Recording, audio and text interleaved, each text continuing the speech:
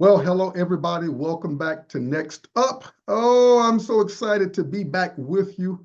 We're going to continue on the topic we've been dealing with entitled Addressing the Black Family Crisis. Addressing the Black Family Crisis. In the words of George Fraser, you've heard me mention him throughout this series. We've got to fix it. We've got to fix the problems that are going on in the Black family. Again, this message is not exclusive just to Black people, but because according to the statistics that George Fraser gave, that 34% of our marriages are staying together. And if we don't have a course change in the next 15 to 20 years, we could be in the teens.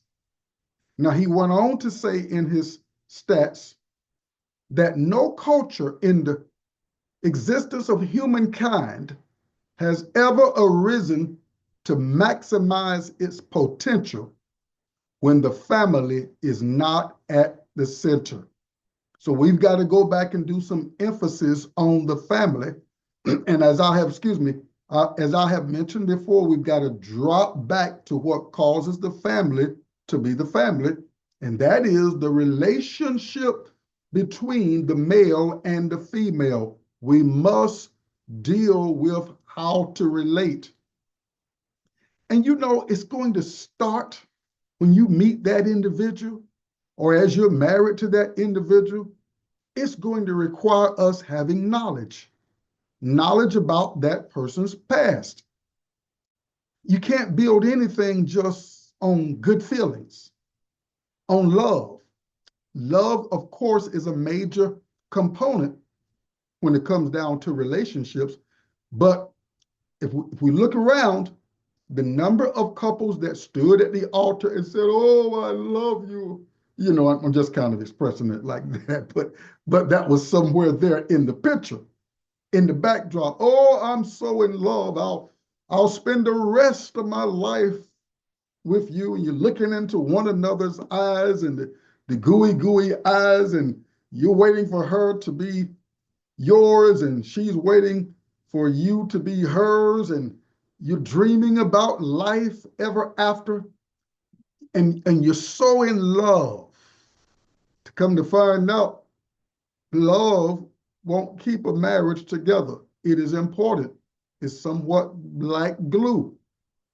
But if you don't have the foundation, the structure built properly with knowledge, you've got to know your mate.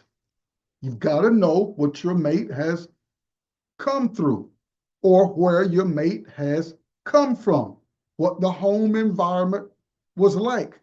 Or if your mate has been married before, you need to go back and look into that suitcase and find out if there is a broken heart in your mate. If they've gone through a divorce, I'll go ahead and tell you there's a broken heart.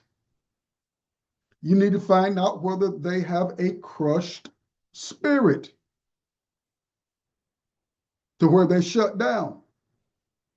A broken heart can lead to a person just wanting to sit on the couch, not really wanting to live, be vibrant, emerge, progress. That person usually has a broken heart. So you need to look into your to-be's life, or if you're already married, take the time to think about where he or she came from even the more. Because look, the Bible says, train up a child in the way that they should go, and when they are old, they won't depart. So that person that you're married to was trained up in one way or another by the family, by our culture, by experiences in life. And I'm sharing this to say, you and I, we need to have an idea of what their past was like, because really you're marrying the past of that individual. You don't know anything about the future. You're going to walk into the future together. As a matter of fact, you're going to create the future together. all right? But you're going to create the future together based off of what you know about one another, what you believe the will of Almighty God is, and the effort that you're willing to put into it, that relationship. So everything is built according to Solomon off of knowledge. We need to know about one another. Understanding, we need to seek to understand, to be sympathetic, to be empathetic. All right? Knowledge, understanding, and my God, do we need to look to the wisdom of the one who created the institution? God, the Bible. This is how we look to or we draw from the one who created the institution by going back to the manual. The Bible is the manual that tells us how we came to be. It talks about how we are to get along. It talks about the power of our words. Now, this is something in any culture, Black, white, Hispanic, you name it, we've got to be careful about, and that is how we utilize our words, our facial expressions, body language, and all that stuff too. But the Bible says that words that are fitly spoken are like apples of gold in pitchers of silver. It's nice. Versus you going around the house and just snapping off at one another. You're not releasing because it's there in you to do it. If it was in you to speak nice, to be lovey-dovey when you were dating, when you were trying to get that individual, if it was there then, it's still there now. You may have to crank it up, all right? Put it back into utilization. Simply be nice, be kind, be slow to speak, quick to hear, and slow to get angry. And of course, you got to work on it. We are all a piece of work in progress. All right, but you got to work on it. You got to do just like people do in sports and in business too. You got to go methodically. You got to just keep going to practice. Keep working out in that particular area until you get stronger. So you want to practice speaking nicely, being nice, giving good facial expressions, letting your mate feel you, all right? Without you giving them a piece of your mind. I'm going to give him a piece of my mind. I'm going to tell her just like it is. And you may have cold feet that night, all right, as a result of just, I said what I wanted to say. That's how I say it. And you don't dress it up. Don't you dress your food up? Don't you put some spice, some herb, or something on your food? Now, if you do that to your food, why would you just give your mate something plain, dry, as far as words are concerned, or affection, approach is concerned? Why don't you just dress that up too? You did it when you were dating if you're married, because if not, you wouldn't have gotten that mate that you have. All right. So, all right, I don't know where I'm at, but let me go back to my notes. Look into the person's life, your mate's life, and get an idea of what the past was like. Because many people, this is why the numbers are dropping on us. We're not considering enough with carefulness, sympathy, and empathy what the person has come through. So check and see if there's a broken heart, a crushed spirit, a painful soul where the emotions are just full of pain, and your mate may feel, destructive. It's a result of the past. past experiences, that in some cases, and in many cases, this stuff is still lodged in the heart and the mind of your mate if you're married. If you're not married, as I've said before, you want to take your time to get to know what is in the suitcase, what your potential mate is bringing into your to-be relationship. Take the time to get to know. Don't rush it. You're going to have all the time you need to kiss, hug, squeeze, and all of that stuff. You need to know who you are allowing to be into your life. So we're still addressing. I don't have all the answers. I'm telling you that right up front. But I've got enough to stir the waters, to get us thinking, to not allow this thing of relationship building to be on the back burner of life. It's got to be at the forefront because it affects every aspect of our existence. Relationships affect your health, your physical health, your mental health. They can affect your spiritual health. The Bible talks about it. Don't lay down on your wrath. If you got an issue with your brother, your sister, how much more your husband or your wife, don't lay down on it. Talk about it. Set the atmosphere. Honey, we really need to talk. We need to talk. Baby, can I talk to you in about 15 minutes? You know, do like the doctors do when we go to the doctor's office. They let you sit there, it seems like forever. All right? You know, they let you have a relaxing, chill down time, particularly if you were rushing to the doctor's appointment. But anyway, you see my point. They allow you to sit there and wait, you know, and just kind of chill out. So set the environment for something that may be challenging, something that may be tough to deal with. Set the environment, all right?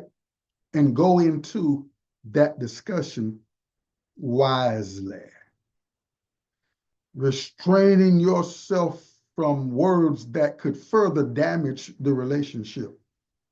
Going in there with, man, let me tell you something. I got to talk to her, and I've got to talk to her right now. Oh, he's so much on my nerves. That rascal. I'm not going to say the other word I was thinking about saying, and it wasn't a curse word, of course. Take the time to envision a good conversation. That's important. Now, I know it's tough, but we can do it, particularly when you're grossly upset on something you think should not have been.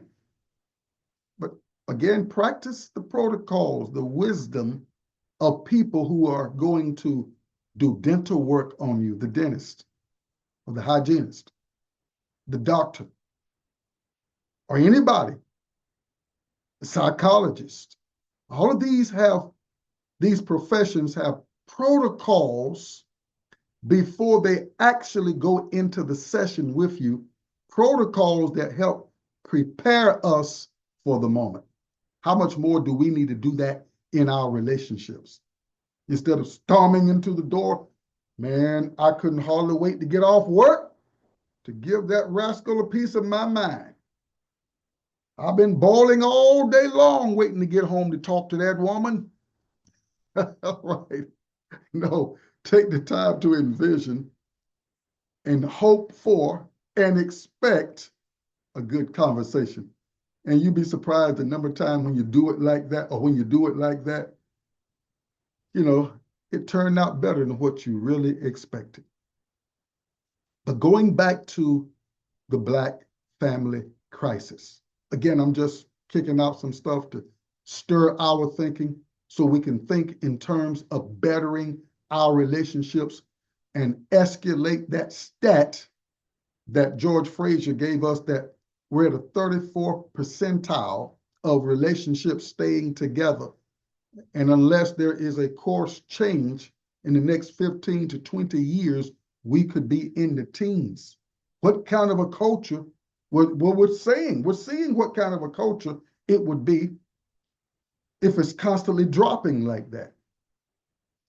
Why do we have the crisis? Let's talk about just a few of the reasons of the Black family crisis. My number one is the absence of the Black male. Where is the Black man? Where is the dude? Dudes, where are we when we helped produce that child? The woman couldn't produce that child by herself, or the woman didn't say I do to herself. That would look weird, wouldn't it? Somebody standing at the altar. Of course, it would never be, but I want you to imagine that. You're getting married to yourself. Now, there's some weird things that are going on. I haven't seen that one yet. I'm not saying it's not out there, where a man or a woman stands at the altar and goes over the vows and go through those vows on themselves. You see my point. She didn't marry herself. And of course, he didn't marry himself. But let's go back to us, the brethren. Where are you? God asked Adam the question when he came to visit Adam and Eve one day at their house, the garden. Adam, where are you? Brothers, where are you? Where are you in your thinking? Where are you in the responsibility that you signed off on or signed up for when you got into that relationship? Because I know you didn't think that getting into the relationship was only about your pleasure, only about what you wanted. No, love, marriage, family carries responsibilities. This is one of the root causes, a big problem in the Black family, the absence of the Black male. Sometimes, as I mentioned the last time, you get up and leave somebody you've been with for 20 years, leaving her with 2, 3, 4, 5, 6 children. Now, unless she was threatening your life, you really do need to have the hell beat out of you, because it's got to be hell in you. It can't be heaven in you to leave those babies. Babies. I'm not the only one that's seen cases to where the dude leaves his wife and they got little babies that they produced. Newborn, 1-year-olds, 2-year-olds, 4-year-olds, and go get up with somebody else. Yeah. We need to go to the woodshed, because we've got to get some sense of responsibility back in our hearts and in our thinking, in our minds. We've got to get some consideration that what I do affects the community, affects the African American culture. And George Frazier said, nowhere else on the planet is the Blacks at that 34th percentile than in America.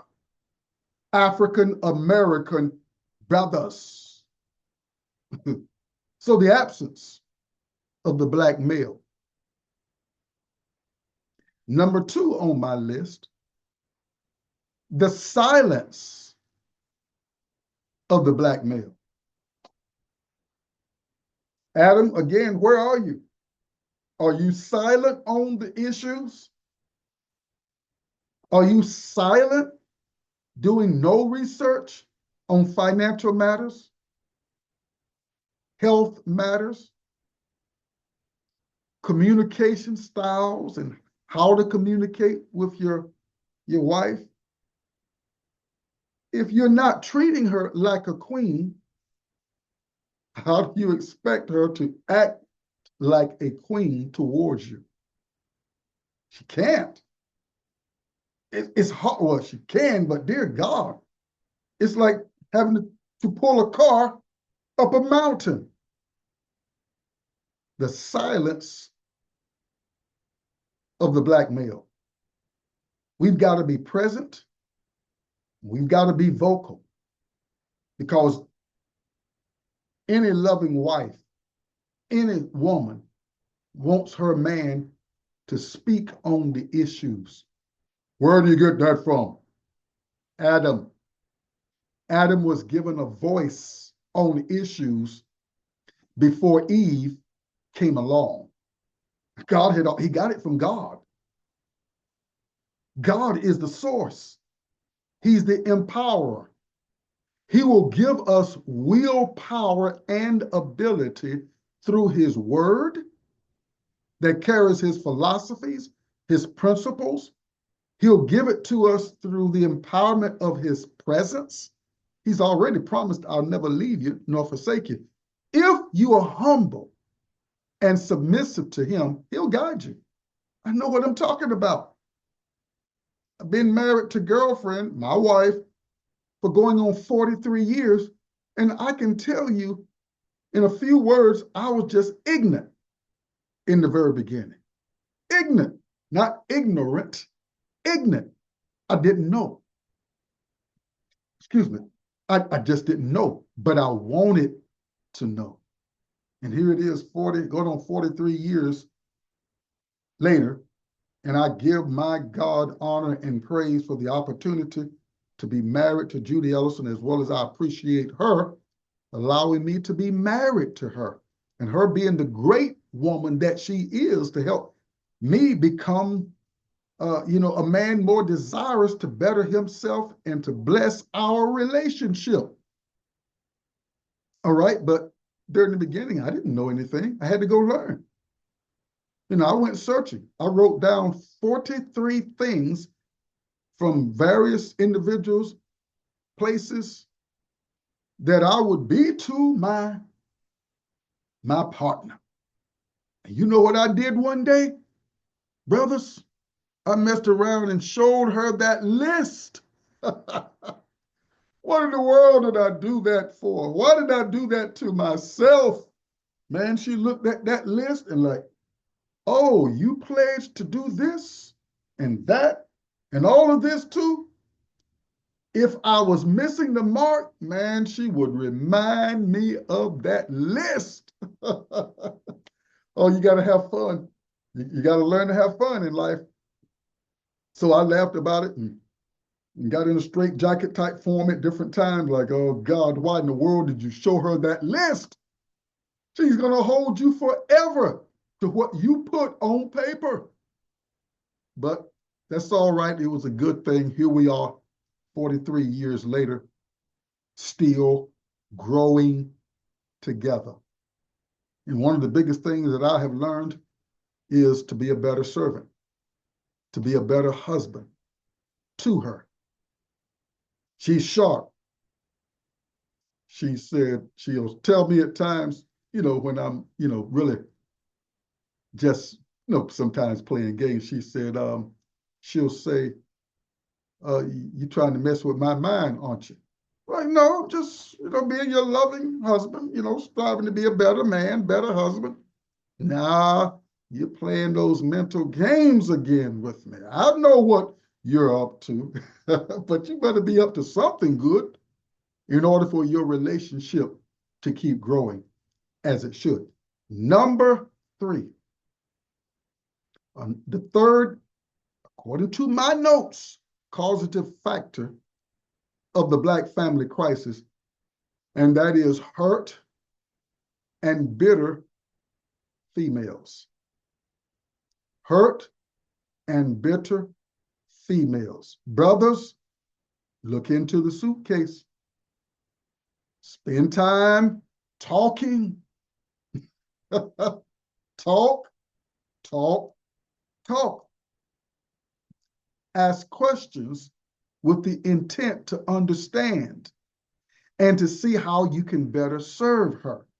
Because if she's gone through a divorce, just like you, if you've gone through one, if she was hurt by daddy or by a boyfriend or by a prior husband, then you need to be aware of that and approach her with understanding, with knowledge and understanding, and looking. I don't know what happened there, but I guess we're back on course now. Kind of blanked out on me, my system here. So we need to approach our mates with the intent to gain knowledge and understanding so we can know how to be a better partner pleaser, to assist our mates in their evolutions. So, number 3 is the hurt and the bitterness of the Black female. Number 4 is a violation of Genesis chapter 2, verse 24. Genesis chapter 2, I was looking for my Bible there, but Genesis chapter 2, verse 24, for this cause shall a man leave his father and mother, if I'm quoting that right, cleave unto his wife, and the two become one flesh. All right? I'm really quoting, and I think it is. I hope it is anyway. That's the right scripture. You're not going to help your relationship be all that it could be if you're having to run home to dad and mom every other weekend. Your mate is going to wonder, well, did you marry your dad and your mom? I thought you married me. We've seen this. Of course, you honor your dad, you honor your mom and your family, but you got to give time to your mate. Your mate is not going to want you to, oh, I got to go home and see my dad and my mom every weekend, every other weekend, every month. Now, I'm not by no means telling us not to go home. Yeah, you should talk, and you all agree on times when you, if you're going individually or by yourself, or if you're going as a couple, you got to agree on stuff like that. Remember, I shared last time, agreement is the power of life. All right, let me back up. Communication is the basis. You got to communicate on what you intend to do, not just get up and do what you want to do. It's not going to help the situation any. And we wonder why we're in a crisis in our families, in our marriages. You got to communicate and have some agreement on the issue. So if you got to be home with dad and mom every other weekend, every month, that's an issue that is feeding the fact or the stat that we're staying together at a 34 percentile. Here's another one that is a cause of the Black family crises, and that is the hostile, tensed communication style of Black men and women. Now, of course, we're not the only ones that communicate in the hostile, tensed manner. Other cultures do it too. But right now, I'm talking about us. How do you communicate? What is your tone of voice? What are your words like? You see, a lot of times I found this out for myself. I had to really think, well, what did you just say? Because people tend to give you what you gave them. And in a husband and wife situation, boyfriend and girlfriend situation, fiance's situation where you're intent on locking your lives together, or you've already locked it together, let me tell you something. Brothers, like Dr. Monroe used to teach us, a woman is a womb. She not only has a physical womb, she has an emotional womb and a psychological womb too, as well as spiritual womb, and we have that too. But let me tell you something. Brother Man has learned this over the years. Make sure you put the right seed in the womb, the right seed of words, body language, facial expression, because you can leave home at 7 o'clock in the morning or 4 o'clock, whenever you go to work or to your business. You can leave home, and whatever seed you put in her emotions, her intellect before you left, nowadays, that seed somehow connects with miracle growth. And by the time you get home in the afternoon, she's going to give you a full-grown baby of anger, frustration. You'll see it. Well, I've had some experience in that class. Said the wrong thing, didn't look right years ago. I'm a little bit better now, a little bit wiser now. All right, a lot wiser. You can sow the wrong thing in the morning, get home in the evening. She can be so upset with you, and it's because you gave her the wrong seed or the good seed. The good seed, she can hardly wait for you to get home. Hey, honey, when are you going to get here? Been missing you all day long. Now, that's the kind of baby you want back. A full-grown baby of explosive affections. And honey, I've been thinking about you all day long because you put the right thing in the womb of her heart, of her emotions, of her intellect, right? Let's go to going back to number 5, make sure you're communicating with kindness, with affection, words that are edifying, comforting, hope producing, and the list could go on and on and on. But by all means, we got to erase the hostile, tense manner of communicating. Look at your mate. You looked at her while you all were dating. You couldn't get your eyes out of her eyes or out of his eyes. Get married and stay married for X amount of time, and then the tendency in many cases, because divorce doesn't just happen. The family doesn't just break up. There's something that went on habitually for that to take place. All right? But when you started out, you didn't start out that way with the tense, hostile, choppy, short words, not looking at one another, squinching as though you can't stand to look at one another. That's not the way we started out. We started out the gooey looking eyes. Oh, I can hardly wait to go see her again so we can, go on a date. Oh, I'm so in love. Well, what happened? You didn't fall out of love. You grew out of love. Just like you grow in love. It's a growing thing. Things grow according to the way you feed that thing. You got to feed that plant organic fertilizer. What do you mean by that? You got to feed the plant of your marriage or your family the real deal. You You,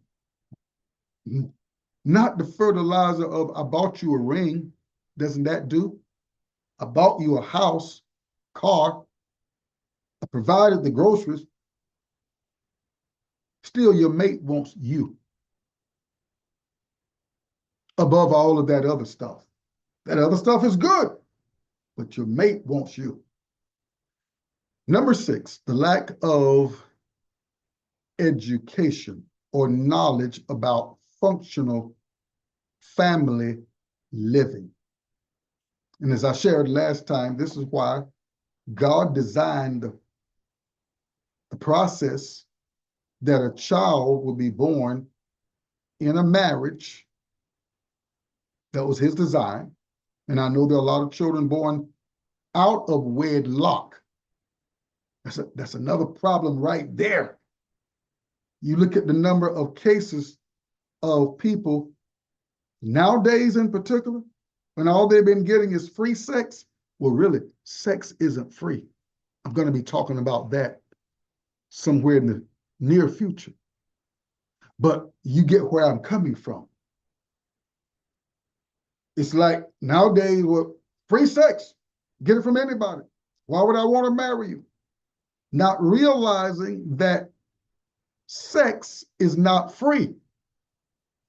It cost. Well, it didn't cost me anything. I felt real good about it. Don't you get it twisted. I'm going to show us it does cost. There's something activated in her as well as him. There's something activated in her to where it's like she takes on an expression of our nature. Part of our nature is territorial as men. We are territorial. We are competitive. And there's another word, I'm missing that word at the moment, but she takes on possessive. That's it. That's it. We are territorial, competitive, and possessive. And when you sleep with her outside of marriage, trust you me, that spirit of possessiveness comes on her. I've studied it. We pastored, girlfriend and I, for 20 years. We've been counseling married couples for 40 years. We've watched it, that spirit of possessiveness express itself. Oh yeah, it's a natural outgrowth. You're mine. We're not married, but you are mine now. I just gave you my body, you mine. And if you violate me by going and being with someone else, oh boy, there's something that rises up on the inside of her, because the sex act, according to the scripture, was the culmination of the I do. So you did with how many? In other words, you got however many. And of course, nowadays we got some who don't even care. That's a whole nother component to the Black family crisis. Don't have time to get into that further right now. So the lack of education about what a functional family looks like and what a successful marriage should be like. Number 7, the lack of persistence in bettering the relationship, bettering yourself as a man or as a woman.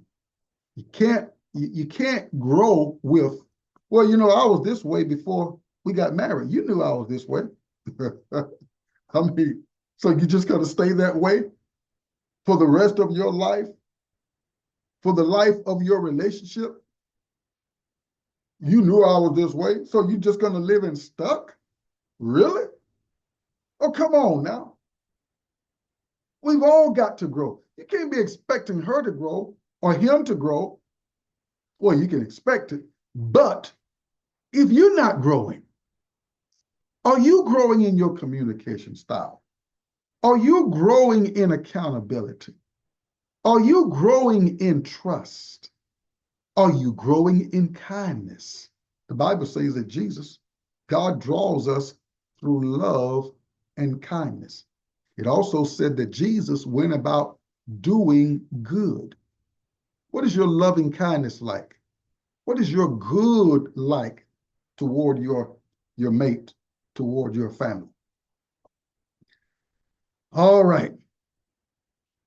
That's enough on some of the root causes. In closing, I'm going to give you 3 things that can help rectify the crisis. I've only got time for 3. We're going to come back and get into the others that are on my list. And again, the intent of this podcast, talking about the Black family crisis, is to stir the waters, to get us to thinking about becoming better versions of ourselves, thinking about contributing more to our relationships, thinking about the wisdom of the one who created the relationship, of which, if we follow, the outcome will be good. God doesn't give instructions for things to turn out bad. He gives instructions for things to get better, to progress, to grow, and become a better version of itself. We see that throughout all nature of things that are living, things that are designed to grow, from the plant to the animal to us as humans. All right? Number 1 on my list for better relationships, better marriages, and even better families, of course.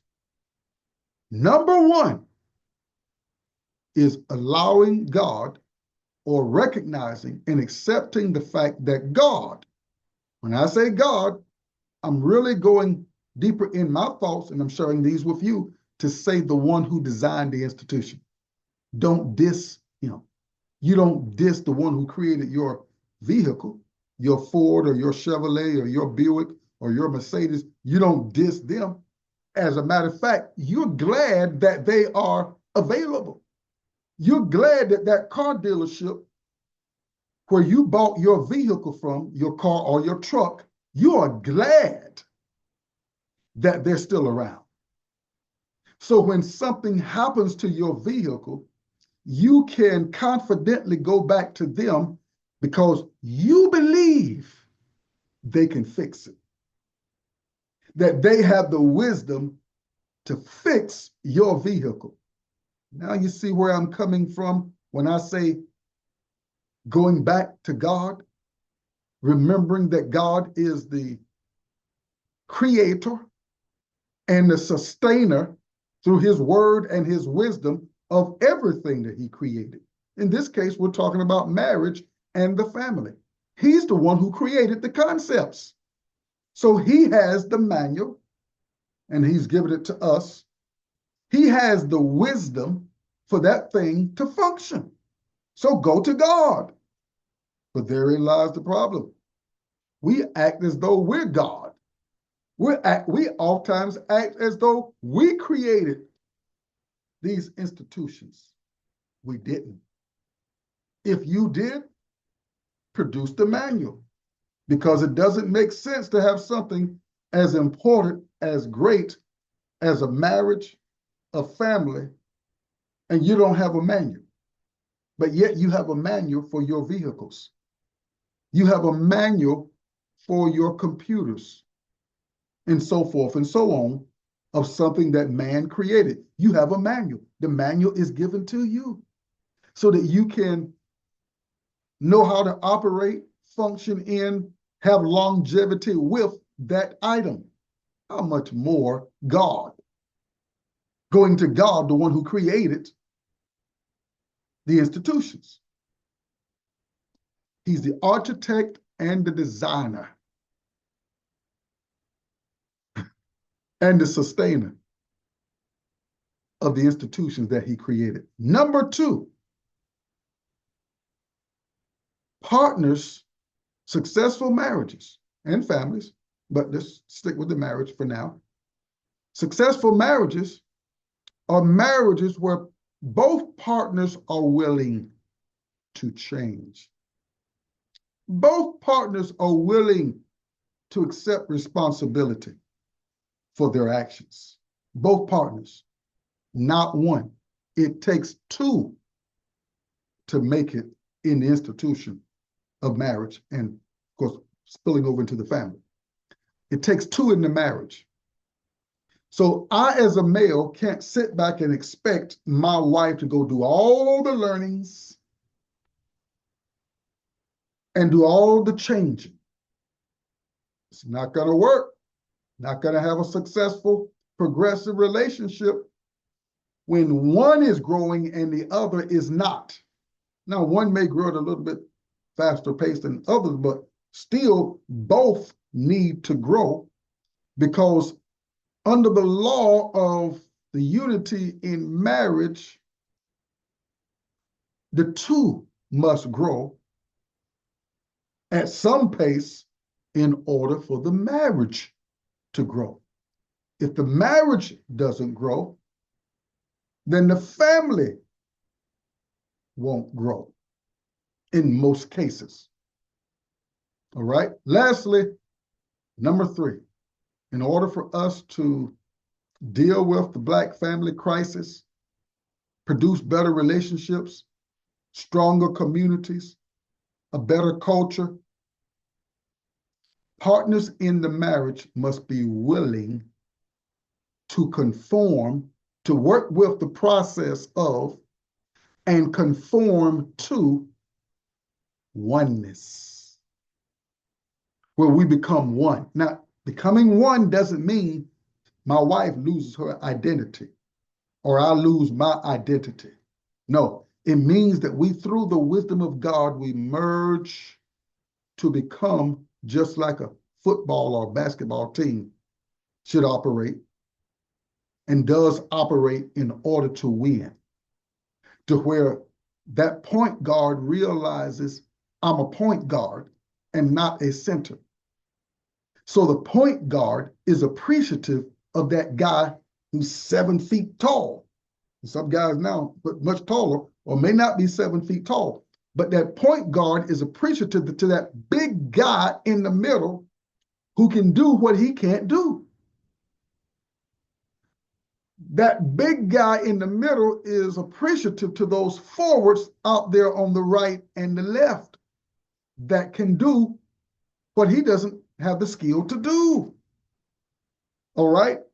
So oneness doesn't mean she drops her personality to merge and totally become like your personality.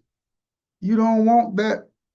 You want her to be her, you to be you, and us growing and becoming more of one-mindedness. Oh my God, it's one of the sweetest things in life when a husband and a wife are growing together and becoming one. It is a continuous process, but at least we've got to be on the road.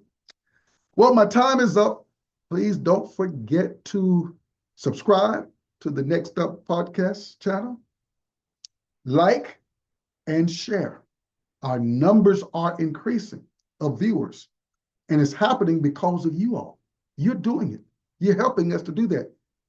And I see the different ones that are sharing the podcast as well. Keep doing it, because this is one way you can help address or deal with the Black family crisis.